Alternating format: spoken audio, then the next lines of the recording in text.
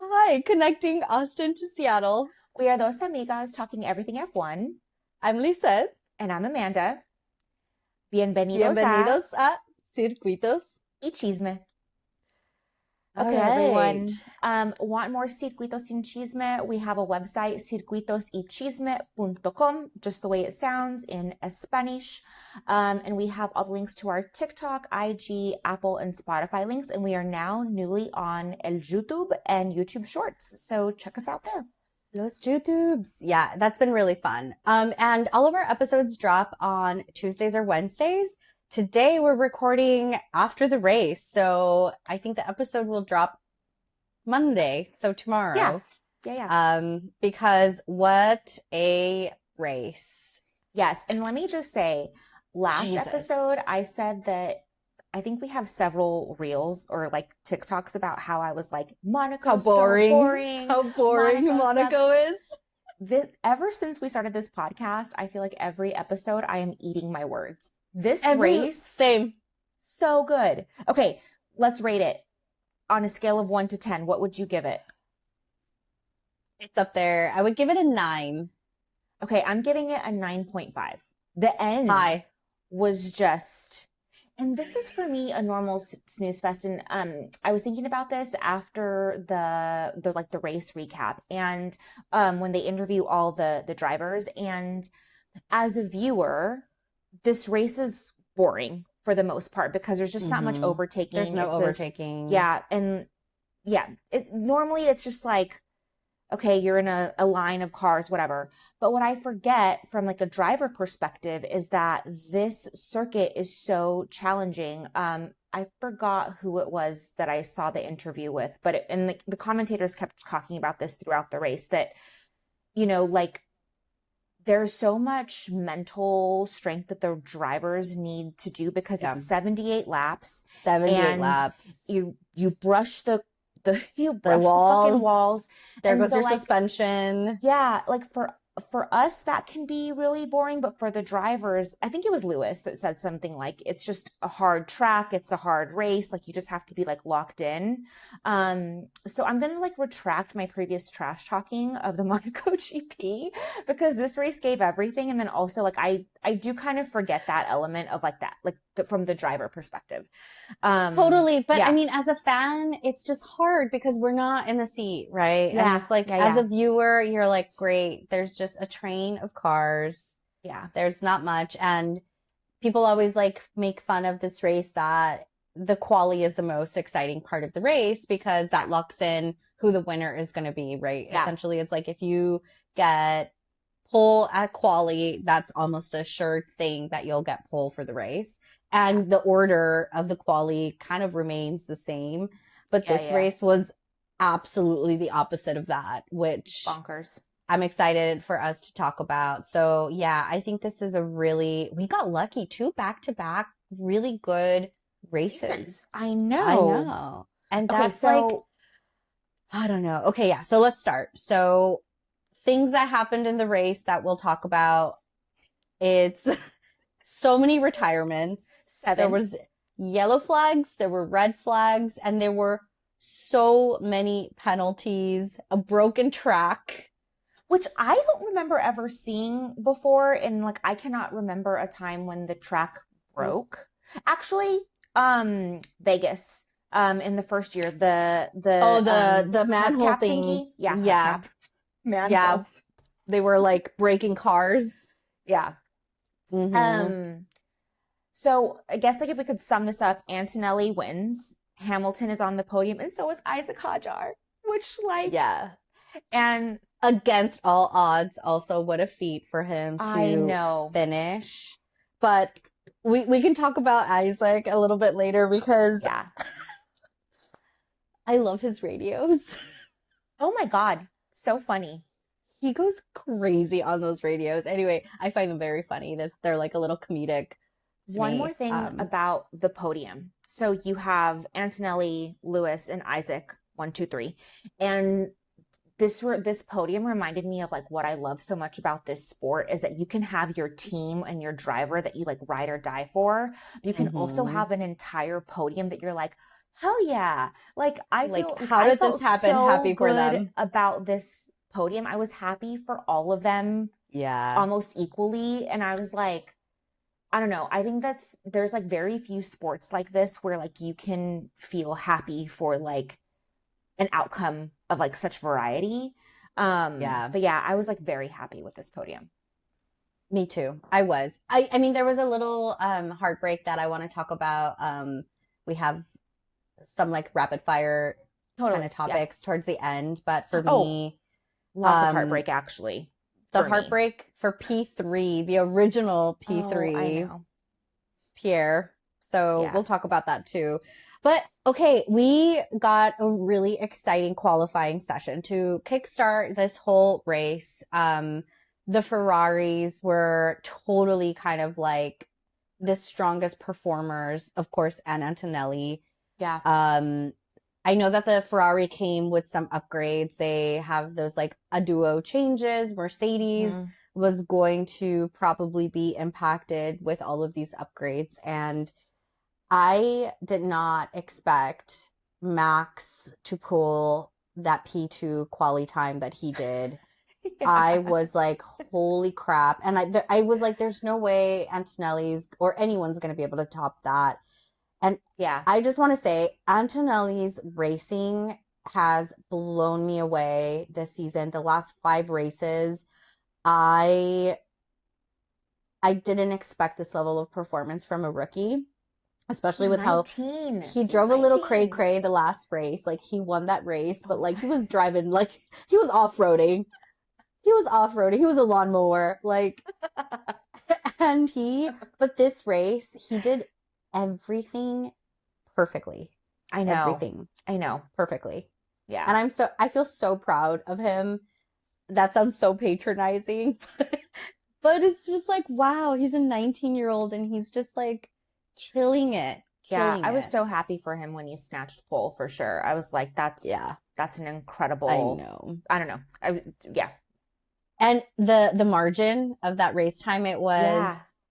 1 minute 12.051 seconds and just 0.043 seconds clear of Verstappen. Like Crazy. That's so it was crazy. just, and it's so crazy because I almost thought Leclerc had clenched it Yeah. because I was like, ooh, that was such a solid quality last Blow it lap. away. Girl, and he just re-signed the contract and I then know. and I was then like, this. I'm like, why did you do it before your Why home did race, bud? he? I don't know. I don't Yes, know. There were man. so many memes and reels about it. I was just like, in los tiki-tokis, I was like, I saw the news and I was like, oh my God. I don't know to be like I, happy or sad or like both. I can Girl, he's being held hostage by Ferrari. Like, but willingly. well, yeah, he signed up for that. He signed up I for know. that. Oh my Yeah. God. Okay, so that was quali. Super, super exciting. So that finished with Kimi at pole, Max Mm-hmm. Verstappen second place, Charles Leclerc. No, was it Lewis? It was Lewis. Lewis.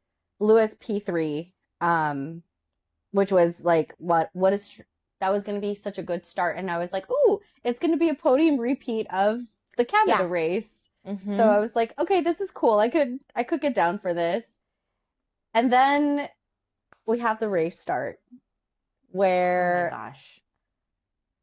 I thought Kimi was going to lose pole position because again, like in the back of my mind, I think of the first 2 races where he didn't really do that great at the start race, but he nailed this one. He did excellent. And Max's car had like they went like to reset mode or something, right? Like there was like which brings me back to like this era of cars and like one of my frustrations. And this was all the software, all the buttons, like, and I think Isaac Hajar talked a lot about this like during the race, or complained a lot about this during the race. Like, I have no power, and they're like, we're working on a solution, and it's like, that just really sucks that like a software failure or like whatever is like not. Don't get me wrong. Like anytime Max is taken out, I'm like, thank God. I'm like, gracias a Dios. But Yeah. it's just like, what a bummer. Like, But what it's a, shitty that that's why yeah, you retire, you know, totally, and totally. especially after like his qualifying performance, I was just like, wow, if anybody can get that kind of result out of the Red Bull, which is not one of the best cars on the track at all. Yeah. And yeah, so he was immediately out. He walked his way home Yeah. He by like literally hopped on a yacht and just kind of went away, which I mean, I don't blame him. He's like, whatever, I'm home. Let me just go watch this from the comfort of my television at my house. I know. Um, so yeah, that's kind of where that's where it started. And so then we had Antonelli, Hamilton, and Leclerc. Mm-hmm. And then there was a battle for fourth, I think, with Hajar and Russell, which I For the thought was in like the longest wrap 11. time. Yeah. For a pretty long time where I was like, man, this is cool. I was so happy to see Isaac like up at the front. And then also I think like to his benefit, like the whole team strategy now that Verstappen was out, like just kind of like rallied Right. around him, which I think was like great. So Yeah. that like definitely played into his favor. And I'm glad. Ugh, I cannot believe I'm saying this. I'm glad that worked out for Red Bull. Who am I? Who are you? Who are you? Well wishes for Red Bull? It's because Christian Horner's not there anymore, and I don't hate Max as much anymore. So I'm just I like, know. It's Yeah. yeah. Anyway, You can toss someone. You can toss someone. yeah, Yeah. yeah, And yeah, you yeah. know, really early on, Hadjar started reporting issues with the car. Lap Like 21. just He said it at was one just point that his engine was going to explode. I was like, what the fuck? yes. I know. I was like, baby. Okay, y'all, I took handwritten notes, and in here it says, engine is going to explode. WTF. Hajar, lap 21. But really, he And was reporting so many issues, and they were like, yep, we're working on it. We're trying to get the data. We're trying to figure it out. And then like minutes later, he's like, what are you guys working through? And I can see why he gets really frustrated because you're driving to save your life, hoping your car doesn't explode. You have literal. George Russell chasing you down. Of course, he wants that overtake. And they can't get his car to work to optimal performance. Yeah. And then they're like, we're working on not a fix, but we might have a solution. Please stand by. You're like, what? Yeah. And he's just like, and then the radio just goes quiet for so long. I know. I was like, Poor do we have an Isaac. update? I know. I feel so bad for him. But I love he's so French when he gets on his radio. I'm like, half the time I don't understand what he's saying, but he just I have to read the little subtitles. French, so dramatic. That's why it makes me giggle. Just like, oh no, it's Hadjar again in his angry French tirades. Yeah. But yeah, I mean, it was just like such an interesting race. There was for a little bit, I think it was like between laps like 7 to maybe like 20. I was like, this is gonna get boring. This is gonna do that whole like everyone's just stuck behind somebody else. Well, then we start to have reliability issues, right? So like first Isaac with his like my engine's gonna explode, and then around lap 34, 35, Norris starts to like phone home and say, I have issues. Power unit issues. Yeah. Bottas was like, my brakes are smoking. Yep. And then Lawson also had some reliability issues too around that time, around like lap 35. Yeah. So pretty wild. And then around this time, like around like lap 36, and we'll talk about this a little bit more, this also made the race really interesting. We started to see all these like 5-second penalties come out from speeding in the pit lane from the FIA. Well, not even so. The pit lane speeding was one, but I just feel like they were handing out like penalties, and like the FIA stewards were on it. Everyone read the rule book this they were extra on. They were extra. They really, really were. And even the commentators were like, wait, what's going on? Like, this is so unusual to have like this many things for, they specifically were talking about like the speeding in the pit lane. Yeah, they were like, this never happens. They were like, this is weird. They're like, especially for these like really mature drivers, because I think the Yep. first one was handed to Lewis. Yeah. They were like, oh, 5-second penalty for speeding in the pit. And then it was Gasly, Piastri. I think George got a penalty. Yep. Colapinto got a penalty and it was all the same, right? Yeah. Yeah. And I mean, Gasly ended up with two Yes. And penalties. so we had a battle, speaking of Gasly, we had a battle for fifth between Gasly, Norris, and Russell. And then eventually Gasly kind of like works it, well, because Russell has to retire because of power unit issues. Norris. Oh, sorry. My bad. Yeah. Norris had to retire. I literally see it written and I said Gasly. Pendeja. Yeah, Norris has to retire because of power unit issues. And then so like then that kind of like leaves it up for Gasly to kind of like move up. And let me just say, I think this race, I was just like happy for everyone. It's so weird. But I was like, I'm so glad to see him up towards the top because again, we talked about this like a while ago. Like when you're like in a bad car, like you just don't get to showcase your talent. And I was like, I have it right here. Happy for Gasly to have better performance. That's my handwritten note. And he's been putting out very consistent performances this whole season. Yeah, and this would have been, you know, that's the beauty of F1, right? In every race, like you don't know what cards it's going to throw at you when someone makes a bad strategy call, whether it's the weather, whether it's unreliability issues with somebody else's, you know, other team's car. Like you really don't know how all of those circumstances are going to benefit you, even if you're like a mid-tier team, the way Alpine is right now. They're the best of the rest right now, but I think Red Bull is quickly catching up because they are, you know, with Max's podium, he scored quite a few points. Yeah. So I think Red Bull's going to start catching up. I think McLaren's starting to catch up in points in the constructors too, but like I was also very happy to see him like potentially in a P3, which I was like, is there going to be any other opportunity this season for them to finish that high up? Yeah. But yeah, so I think that was really cool to see. And I think for me, like I've been very disappointed in the McLaren still because they have gotten get it together. So many upgrades. The reliability for Lando's car, I think, has been such a problem. I'm like, what's going on there? Like, I know. You know, because they have Mercedes engines too, and I guess there was a reliability issue with George the last race too, right? Where his car just crept out on him. Yeah. So maybe it is a Mercedes engine issue that's happening right now. I don't know. But okay. So then anyway, once Norris retires, then this is where the race gets exciting. So great.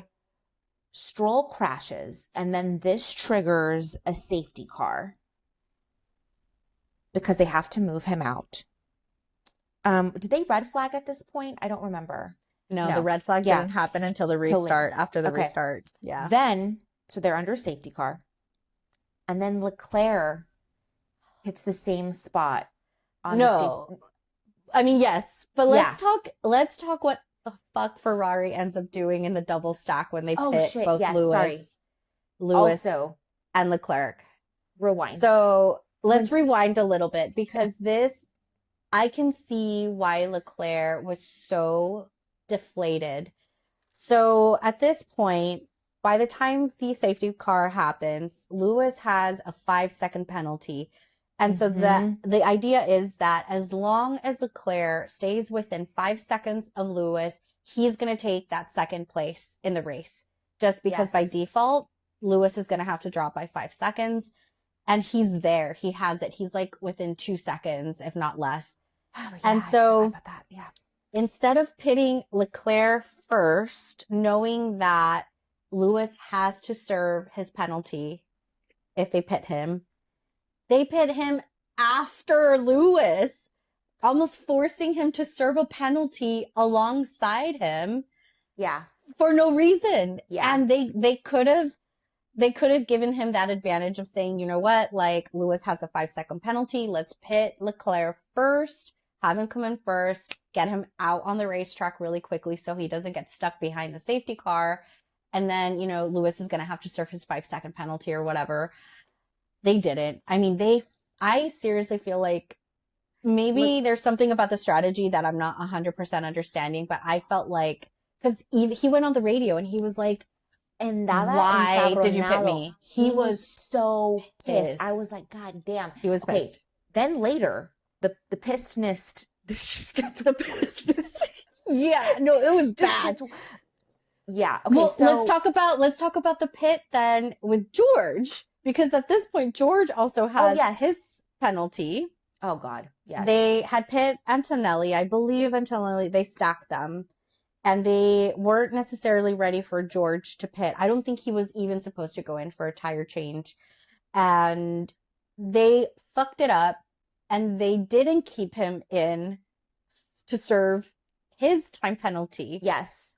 So then at the restart, okay, and then the additional 5 seconds for not serving the penalty. Mind you, y'all, these penalties are 5 seconds for speeding in the pit lane from not rookie drivers. So the whole time this is happening, the commentators are like, what the fuck? Like, what's going on? Everyone is like, yeah, they were like, is the machine broken? Like, yeah, this is like this. There's too many drivers missing the speed. Okay. Okay. So then we restart. Going back to Leclerc.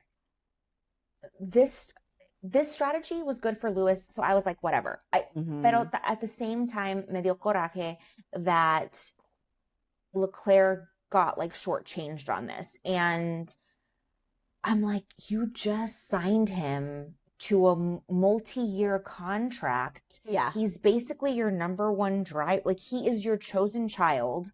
And you do this. And you do this to him. Mind you, after he signs the however fucking many years it is contract, too many acuerdo, at his home race when he had the advantage, explain. Yeah. And when he could have taken that P2, he could have taken that P2 from Lewis. Yes. And Ferrari would have still ended with a Ferrari 2-3, right? Yes. Both of them in the points. Okay. But just to play devil's advocate, it wasn't even track position or where they were at the time of the safety car. Because sometimes, right, the safety car happens and then you're too far past pit lane to enter. And that's why. Yeah. That was not the case here. This makes zero sense. I just feel like Ferrari loves to fuck over Leclerc, and it works out for Lewis, but it makes me sad for Leclerc. I know. I don't know, man. I was trying to take notes about this too. I think I saw an interview where the principal, D'Ambrosio said there was a risk of if they didn't pit him, that he would just end up getting stuck out there and they would have missed their opportunity for the tire switch. But I still don't understand, they were it was just a risk that we had to take and this is how it panned out. I don't know. I guess for them at that point though, if we're thinking about it from a team perspective, right? From a team perspective, a Ferrari no le importa si Leclerc comes in third and Lewis comes in second or the other way around. The points is the points. So I understand that, but dude, at the same time, he was I don't know. I think the unfairness for me is he was doing what he was told. It's stay within the gap. Yeah. So that you can get that He got it down to 2.5. And he was on it. Yeah. And of course he was going to lose that, gap disadvantage just because of the safety car. It just condenses the field and everyone's it's an equalizer, right? But anyway, it was just a really bad call. It was a really bad look for Ferrari, especially given that this is his home race. No, it's so bad. I just felt so bad. So I think that really fucked with him. And then the race restarts. The race restarts. And immediately after the race restart, he crashes in the same place that Lance Stroll did that caused the safety car to begin with. Yes. And is this where the track broke? This is where the track broke. So it went from a yellow safety to a red. Yeah. A red flag. At first, yeah. And then like the stewards or like the safety stewards did a really good job and like called it like hey, the track was all messed up. Like it was like broken gravel and everything. Yep. Leclerc later in like a post-race interview said blamed something on about his brakes. That Lewis had a different brake setup. After he crashes, this just broke my I think my heart got broken for a lot of the drivers today. He gets out of the car and Charles is always like so good about like knowing like where the cameras are. Yeah. Like he crashed out. Pissed. I would too, though. His neck muscles were like his big ass neck, and then his like neck muscle. He was mad. hulking. He went Hulk mode. And he was like yelling at like. Yeah.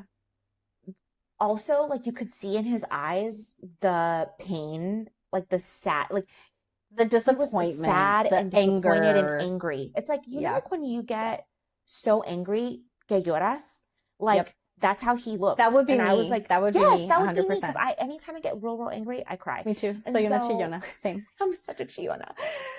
Charles, we get you. I know. I felt so bad for him. That was awful to watch, and I was just kind of like. I kind of wanted the cameras to like pan away from him because I was like, he was done so dirty with like give him a stacking. moment. Give him a moment. Yeah. Give him a moment. I know. And I also feel like, I think he had been complaining about the brakes throughout the weekend. Yeah. And it was I think he was like, I usually like take fault for this stuff. He's like, but I'm not going to this time. He's like, I'm not going to take fault of what happened. Like, this was a brake issue. Like, you guys have to figure it out. Because usually he is very, like, PR right-coded. He's like, like, it was my mistake. Like, he never throws his team under the bus ever.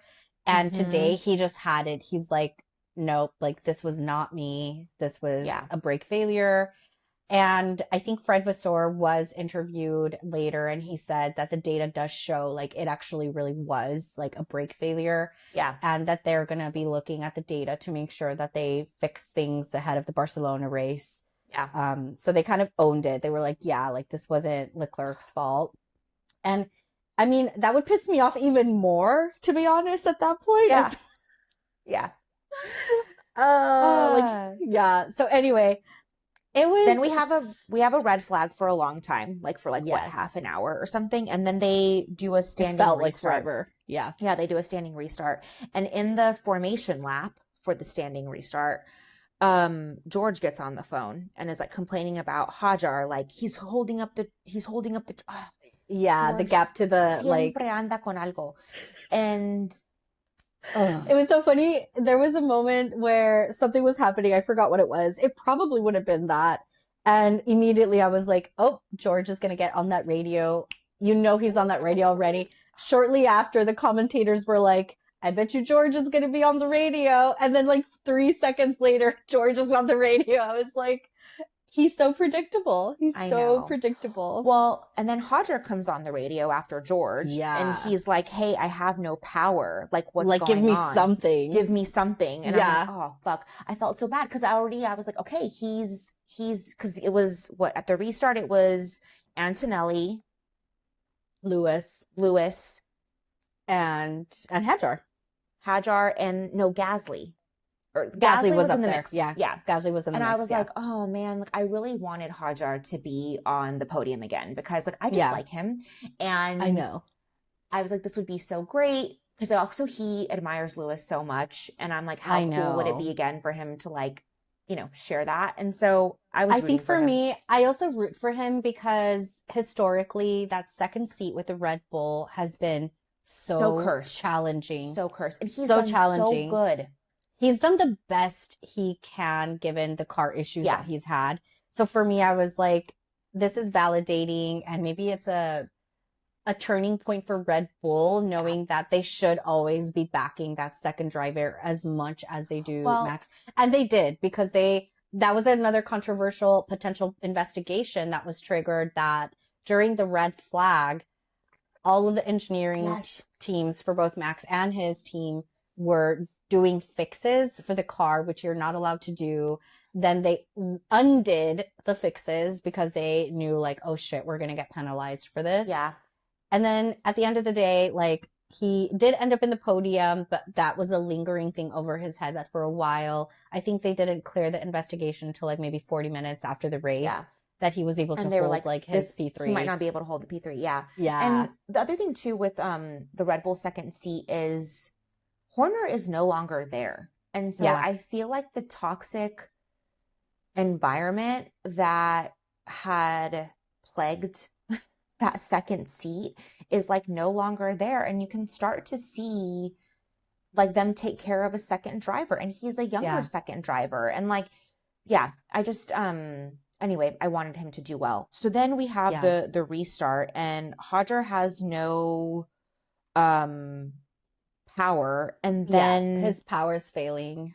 Y'all, and then there's what else happens? Then Sainz gets knocked out because they're all backed up. He gets hit twice. He got hit the first the first time, I think it was by Colapinto, and then he kind of course corrects, gets back on the track, and then Hulkenberg hits him too. Yeah. But I heard, and then he's out.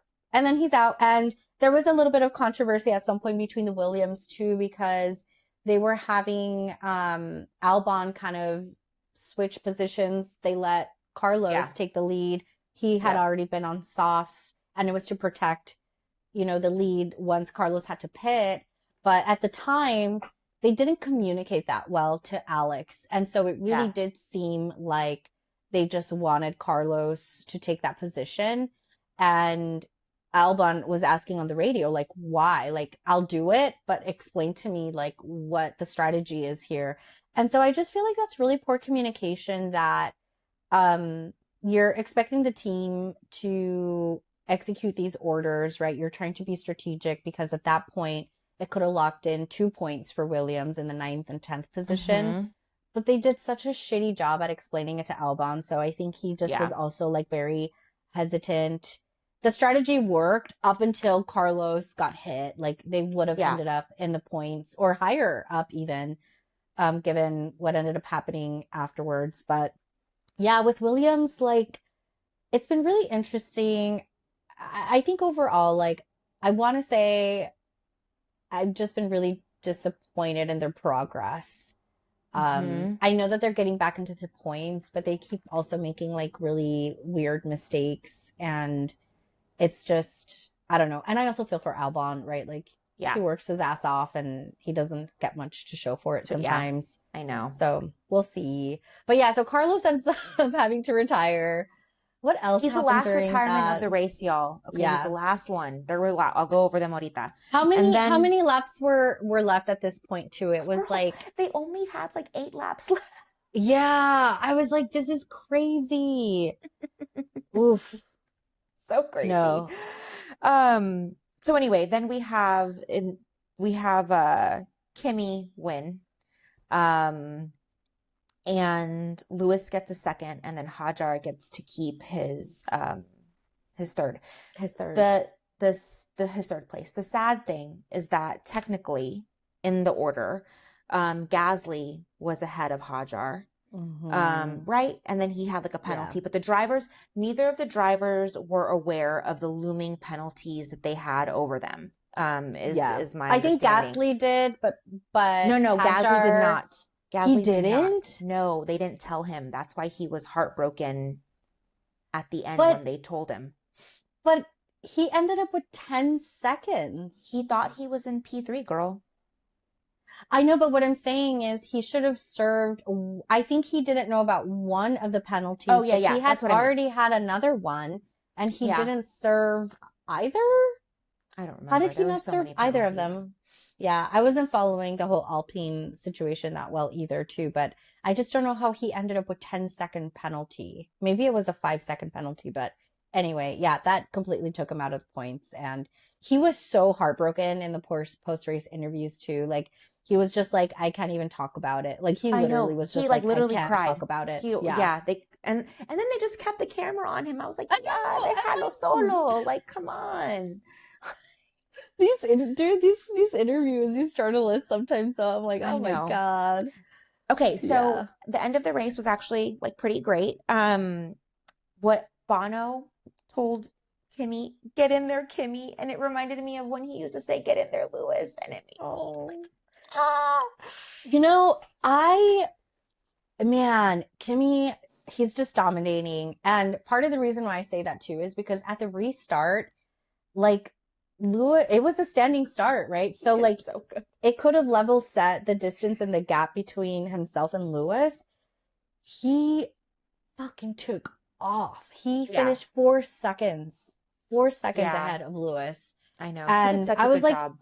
I was like, what is in that Mercedes? Like, what is in that Okay, Mercedes that he's so fast? Inspector Gadget Lewis after Of the course, race, after they're all up in there, doing his little, like, looking at checking everything. everywhere. He's like wiping his hands, crouching down. I'm like, I love I it. love that he does that. Me too.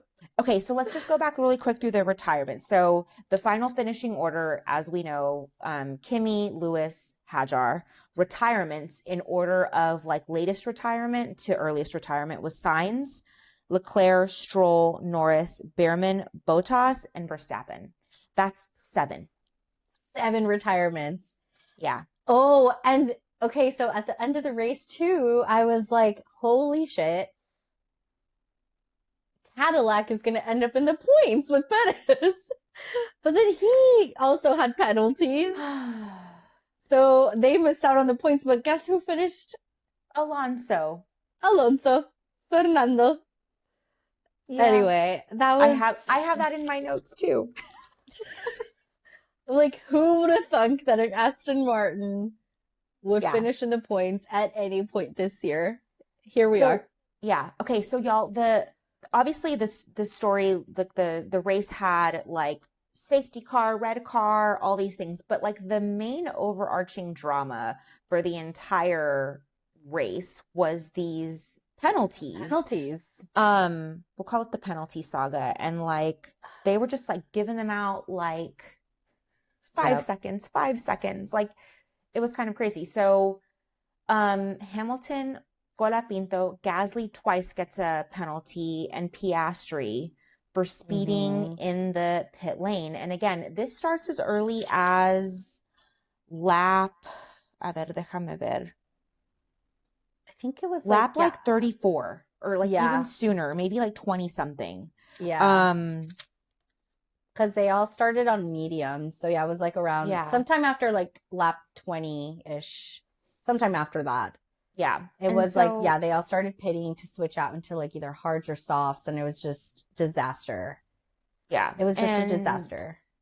It was interesting how even the commentators were like, what's going on here? Didn't Alpine even go as far as saying that they were going to appeal? I didn't know that. I heard, I don't know if this is true, but I think I saw somewhere that they wanted to appeal to do like an investigation on whether the little metric, the speed meter, whatever, was actually working correctly, because they said that Alpine said their data showed that Pierre never exceeded the speed limits. And he's the only one that didn't serve the penalty. So like for all the other ones that did serve the penalty, like they can't appeal it anymore, but he can. So I think it'd be really interesting to see what comes out of that. Yeah. Well, there was also like the commentators were talking about how there were like a couple of different like theories throughout the race as to like what was happening. So one was like the sensors are faulty. The other one was that something to do with like the acceleration in like the new like formula that they have had something to do with that. Another theory was that I guess the speeding in the pit lane is like on an average of like speeds and like where you are in relation to pit lane. And so like they were saying like, oh, the drivers are entering at weird angles. And I was like, what? They're all like so experienced. They've all like driven this track like a gajillion times. Like, what are you talking? I know. I thought that was really interesting, and I'd be really curious to see like if something else comes out, maybe like tomorrow or some days after, because I haven't so curious. seen that many speeding in the pit lanes ever. And the other one that kept getting, because we had restarts, was being out of track position. And that's what happened to Sergio. Yes, this happened to Sergio twice. This happened at the beginning of the race. Like a couple people got penalized or under investigation for not being like in their little markers at the beginning of the track or the beginning of the race. And I also think that is so strange because they very precisely know where they need to go. I don't know. It was very interesting. All the interesting penalties that we had this time. Yeah. I think Norris went on the radio at the beginning of the start. I think he reported George was out of position, and then definitely Sergio Perez was out of position twice, also for the restart. So let's talk about George and Sergio. Let's start off with George. So George had like a disaster, basically, like almost such a bad race. I mean, might as well have like DNF'd. You know what I mean? Like, might as well. I mean, he had a bad quali. He had a bad race. Yeah. They kind of messed him up. Oh, I think Toto admitted that they really messed up that whole strategy call during the yellow flag, that they should have been ready for him.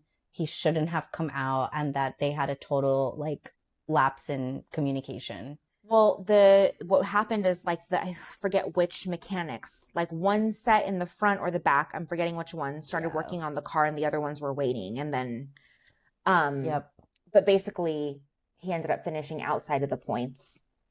He dropped into P like 12 or something. Yeah.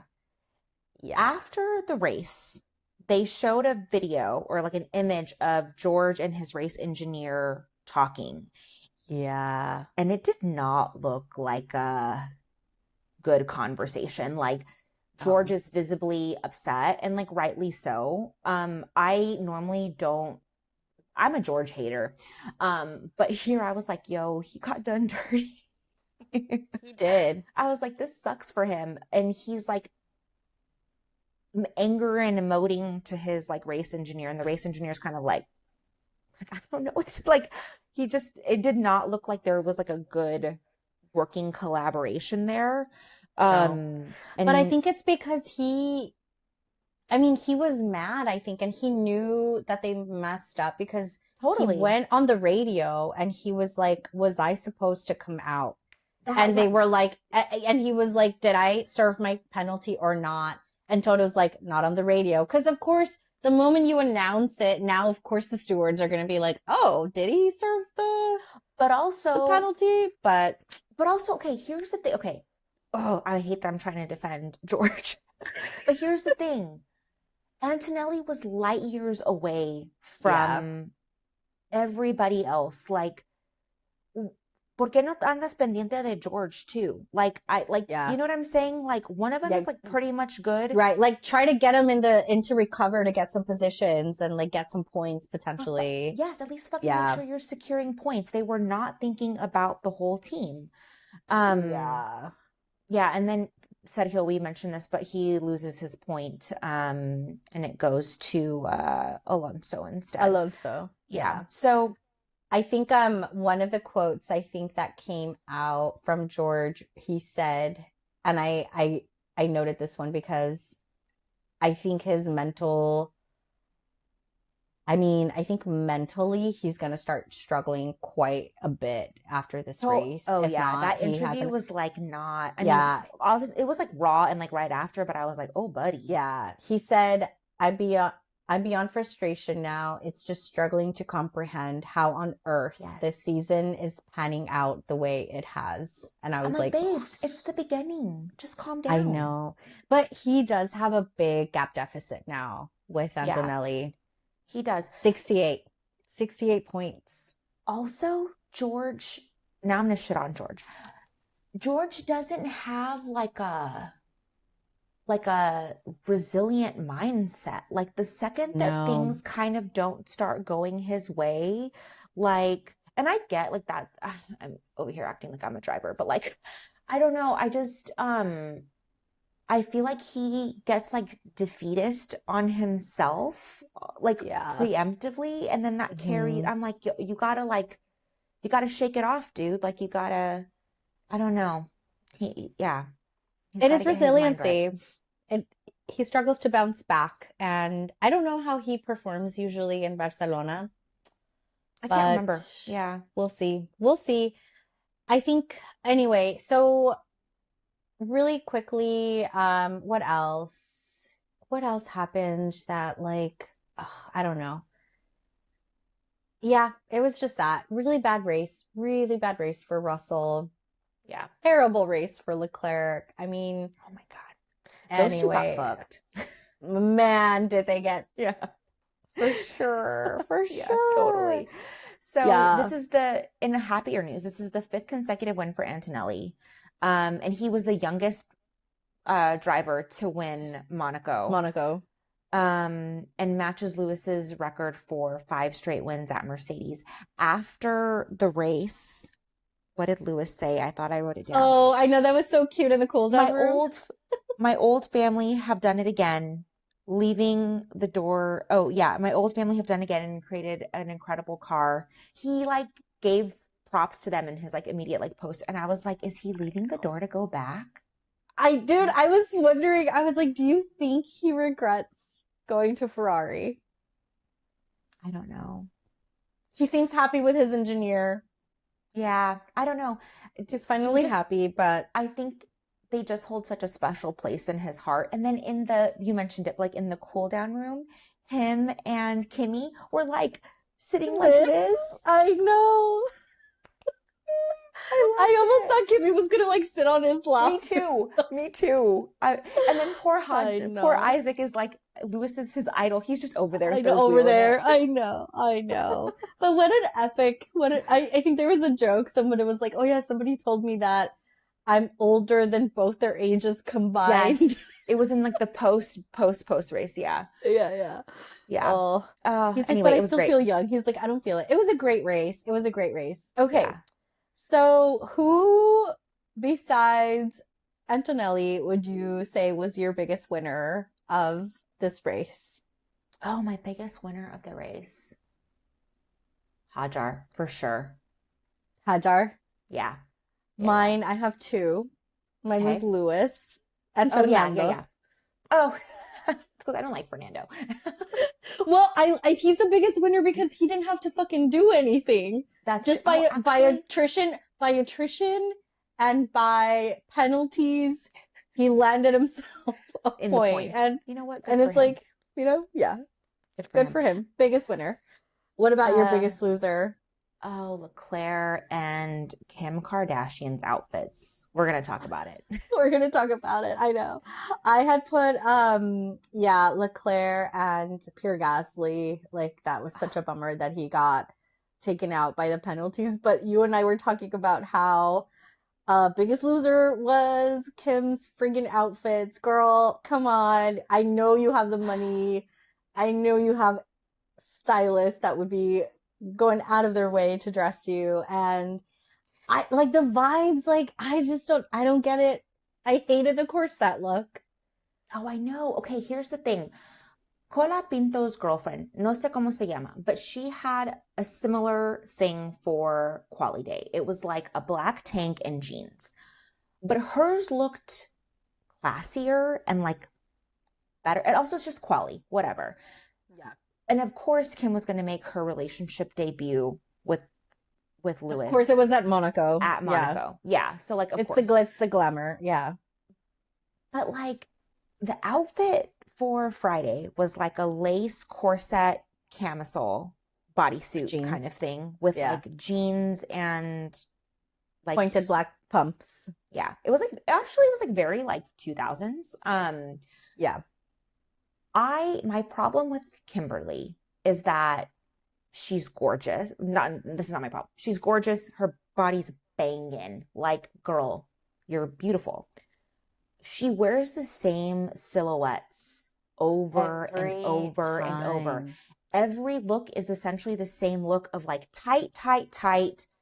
Like, let me show this off, which, girl, we have all seen your body. Granted, it is beautiful. I don't think she could hide it if she tried, but that like part too. But also, like, there are so many looks that she could pull off. Just so many looks. I was actually looking at Chloe's second, like, today's dress. They should have done a swaparoo. I feel like Kim should have worn something like that. Yeah. Or Becca's super sexy, put together, like, sleek button-down shirt. She had to, like, open up. Yeah. Like, you could see her chi-chis. It was very sexy. But classy. But it looked classy. And I was like, Kim could totally pull that off. Just like, kind of like just elevate it a little bit, you know? I know. And yeah, and then, I don't know. I hate to say it. I know she's probably wearing some like insane luxury designer, but cheap. Like it gave me Shein. And I'm sorry. Like, yeah, no, totally. I didn't like it. And also because like you had Lewis Hamilton show up in fucking fall Issey Miyake, beautiful outfit. I'm like, they could have done like a twin look or something. Like, I don't know. Also, I'm like, if y'all are bonding over fashion and like your businesses, show us the fashion. And this is my thing with Kimberly. She does this at the Met. She does this at every red carpet, everything. Like it's the same silhouette. It's essentially the same look, just like different things. But like, I would love to see her in a different type of silhouette, like wear something baggy, wear something tailored, not like over the top tailored. Like, I don't know. Like, I think that like also like do something fun and different with your hair. Like, I don't know, like do like a cool, like she has like tons of hair. Do like a cool braid, do a cool I was going to say that. Like she could do some braids, literally anything. Yeah. It's just like, it's always the same cute thing. buns. I don't know. Yeah. And then today's race look was this like beige body hugging off thing shoulder, open back, and then like low one back sleeve. cut. There it was Gucci, and then there was like an up close shot of it, and it looked like a raggedy ass fucking t-shirt and then it was like closed toe pumps. I actually liked her hair today. Like, it was cool. Yeah, it was cute with the clip. Like, up. Yeah. Yeah. And I'm like, it would have been really cool to see her in, like, something flowy and, like, I don't know. It was beige. And it was ugly. And honestly, it was awful. she could have worn almost like, I loved Alexandra's dress today. It was also beige. Like, but it was, like, flowy. Like it had detalle, which gave, like, different, like, contrast to Kim's was just, like, the same... There was no contrast either. I was so tired. I'm so tired of the I was look. thrown off. I was so thrown off by her outfit too. Like she had those like purple shades, which were really cool. But like again, it was like purple with the beige dress with black pumps. Like I don't know. I'm being such a hater. I'm sorry, but like the outfits weren't there for me. And that's one of the fun parts that I love about F1 is the fashion and the wags are like wagon and they have like great style, and like Kim just is not living up to it. Like it just looks trashy and cheap and I don't like any of it. Okay, I will say today Kim, Chloe, and Alexandra all matched in beige. Did they do that intentionally, you think? I think they did. It was like a Monaco like yacht thing, like after the race. Maybe. Also, in other pop culture news, La Bichota was there, La Carol. I saw her. She looked so good. She looked so good.